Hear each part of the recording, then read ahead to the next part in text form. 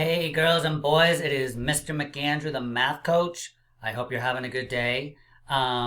So it is game day, which means you get to choose. So we have at least four games that you can choose from, right? We have Race to the Top, we have Race to Trace, we have Cross Out, and Match My Number.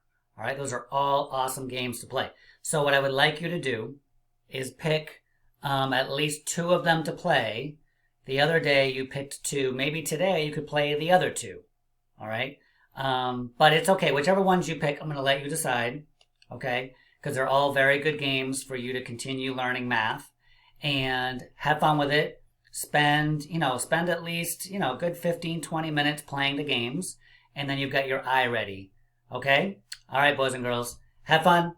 And remember, you can always count, like, anywhere you go, right? You can count, like, you can count your steps. How many steps does it take to walk from your bedroom to the kitchen, right? And don't forget to keep working on your scavenger hunts, okay?